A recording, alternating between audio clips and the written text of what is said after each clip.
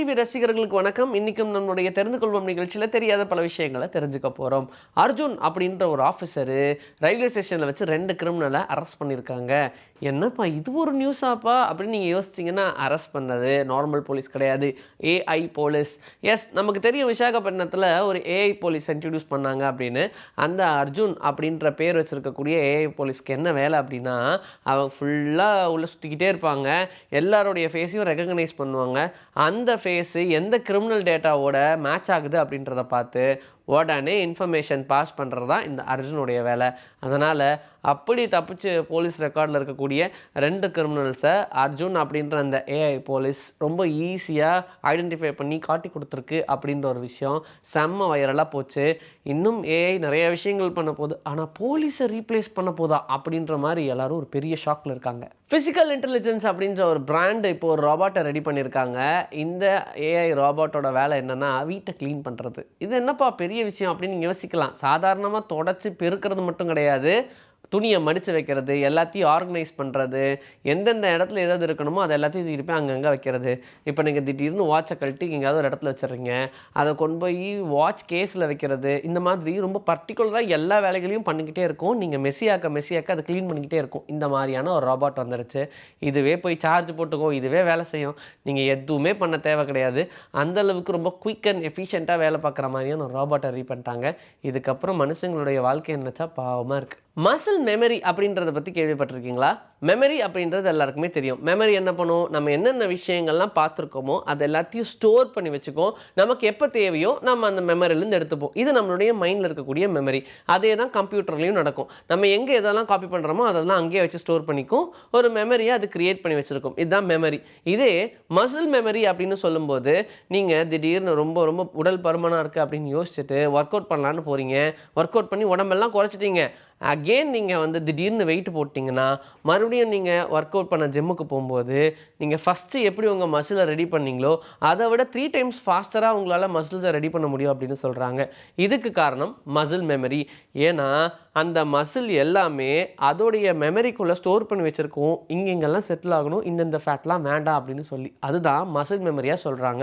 So நீங்கள் நார்மலாக பண்ணதை விட ஃபாஸ்டராக பண்ணுறதுக்கான ரீசனே உங்கள் மசில் இருக்கக்கூடிய மெமரி தான். கொட்டுக்கு வாம்ரா அப்படின்ற ஒரு மேயர் ஃபுடை அப்படின்ற ஒரு வில்லேஜோடைய மேயராக இருக்கார். இவர் மேயர் ஆனதுக்கப்புறமா நிறைய விஷயங்கள் இனிஷியேட் பண்ணணும்னு நினச்சாரு. அதில் ஒன்று தான் சீல கிட்டத்தட்ட 51 அடி வாலை கிரியேட் பண்ணும் அப்படின்னு சொல்லி 1970 இதை இனிஷியேட் பண்ணாங்க. வாலும் கட்டி முடித்தாங்க 51 அடிக்கு அப்படின்னு சொல்லி.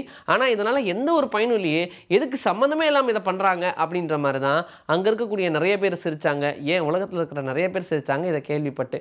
ஆனால் இவர் 1999 இறந்துட்டார். 2011 வந்த ஒரு பெரிய சுனாமினால எல்லா இடங்களும் சைனால பெருசாக பாதிக்கப்பட்டுச்சு. ஆனால் இந்த ஃபுடை மட்டும் தப்பிச்சுது. ஏன்னா அவர் கட்டின அந்த வால் பெரிய தடுப்பாக நின்னதுனால நிறைய தண்ணி அங்கே வந்து எதையுமே பெருசாக சேதப்படுத்தலை, உயிரிழப்புகளும் பெருசாக நடக்கலை அப்படின்றதுனால அப்போ தான் இவருடைய மகிமை என்னன்னே புரிஞ்சுது. பார்த்தீங்களா, இது வேணும்னு கட்டினாரா இல்லையான்லாம் தெரியாது, ஆனால் ஏதோ ஒரு விஷயம் வந்து பண்ணார், அதனால் எவ்வளோ பெரிய பயன் வந்துச்சுன்னு. ஃபோட்டோ எடுக்கும்போது நிறைய பேர் ஃபேஸ் பண்ணக்கூடிய பிரச்சனை என்ன அப்படின்னு சொல்லலாமா? இப்போ ஒரு 3 பேர் நீங்கள் ஃபோட்டோ எடுக்கிறீங்கன்னு வச்சுக்கோங்க. உங்களால் செல்ஃபி மட்டும் தான் எடுக்க முடியும், இல்லைனா 4ஆவது ஒரு பர்சன் வந்து எடுத்து தரணும். இப்போ அப்படி நிறைய ஆப்ஷன்ஸ் இருக்குது எடிட் பண்ணுறதுக்கு. 2 பேர் மட்டும் ஃபோட்டோ எடுத்துகிட்டு 3ஆவதாக ஒரு ஆளை தனியாக எடுத்துகிட்டு அப்படியே மேட்ச் பண்ணலாம் அப்படின்னு நினைப்போம். ஆனால் இப்போது ஒரு ஃபீச்சரை கொண்டு வந்திருக்காங்க. இது என்ன பண்ணுன்னா, 3 பேர் இருக்கீங்கன்னா 2 பேரை வச்சு ஃபஸ்ட்டு ஃபோட்டோ எடுத்துட்டிங்கன்னா அது ஒப்பாசிட்டி கம்மி பண்ணி அழகாக அவங்க இருந்த மாதிரியே காட்டும். நீங்கள் மறுபடியும் போயிட்டு அந்த இடத்துலையே உங்களோட கை வச்சோ இல்லை என்ன ஆக்ஷன்ஸ் பண்ணணும்னு நினைக்கிறீங்களோ அதை பண்ணிங்கன்னா மறுபடியும் ஒரு கேப்சர் பண்ணி அந்த ஃபோட்டோ ரியலாக அங்கே எப்படி 3 பேர் எடுத்திங்கன்னா இருக்குமோ அதே மாதிரி க்ரியேட் பண்ணுதான். அட்டகாசமாக இருக்குல்ல.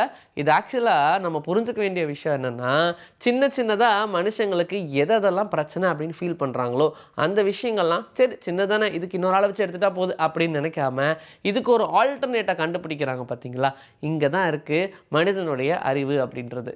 எலிஃபண்ட்டோடைய தும்பிக்கை இருக்கு இல்லையா, இந்த தும்பிக்கை எப்படி ஆப்ரேட் ஆகுது அப்படின்றத யோசிச்சிருக்காங்க. ஏன்னா இந்த தும்பிக்கையால் எவ்வளோ வெயிட்டை வேணாலும் ரொம்ப ஈஸியாக பிடிக்க முடியுது, கேரி பண்ண முடியுது, உடைக்க முடியுது. அப்போ இது எப்படி இந்த ஸ்ட்ரக்சர் உருவாகுது அப்படின்றத நல்லா நோட் பண்ணி, ஆக்டோபஸும் இதே மாதிரி தான், அதுக்கு ரொம்ப ஃப்ளெக்சிபிளாக இருக்குது, ரொம்ப ஈஸியாக எவ்வளோ சைஸை வேணாலும் பிடிக்க முடியுது அப்படின்றத கண்டுபிடிச்சு, இதே மாதிரி ஒரு ரோபோட்டை ரெடி பண்ணலாம் அப்படின்னு சொல்லி ஒரு ரோபோட் ரெடி பண்ணாங்க.